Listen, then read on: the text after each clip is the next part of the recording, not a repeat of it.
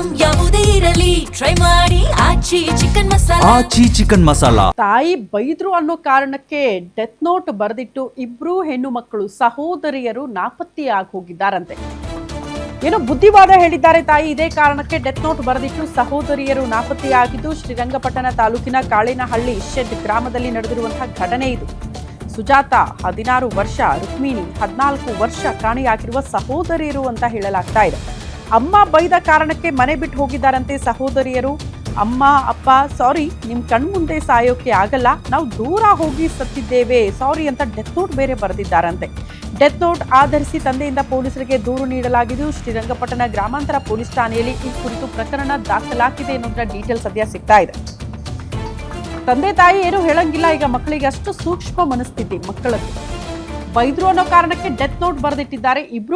ಇಬ್ರು ಹೆಣ್ಮಕ್ಳು ನೋಡಿ, ಜಸ್ಟ್ 14 ವರ್ಷ.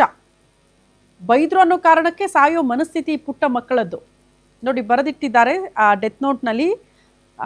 ಅಪ್ಪ ಅಮ್ಮ ಸಾರಿ, ನಿಮ್ಮ ಕಣ್ಮುಂದೆ ನಮ್ಗೆ ಸಾಯಕ್ಕೆ ಆಗ್ತಾ ಇಲ್ಲ, ಹಾಗಾಗಿ ದೂರ ಹೋಗಿ ಸಾಯ್ತಾ ಇದ್ದೀವಿ ಅಂತ ಡೆತ್ ನೋಟ್ನಲ್ಲಿ ಬರೆದಿದ್ದಾರೆ. ಪಾಪ ತಂದೆ ಅದನ್ನು ನೋಡಿ ಶಾಕ್ ಆಗಿ ಪೊಲೀಸ್ ಠಾಣೆಗೆ ಹೋಗಿ ಒಂದು ದೂರು ಕೊಟ್ಟಿದ್ದಾರೆ, ದಯವಿಟ್ಟು ಮಕ್ಕಳನ್ನ ಹುಡುಕಿ ಕೊಡಿ ಅಂತ. ಹಾಗಾಗಿ ಶ್ರೀರಂಗಪಟ್ಟಣ ಗ್ರಾಮಾಂತರ ಪೊಲೀಸ್ ಠಾಣೆಯಲ್ಲಿ ಈ ಕುರಿತು ಒಂದು ಪ್ರಕರಣ ದಾಖಲಾಗಿದೆ.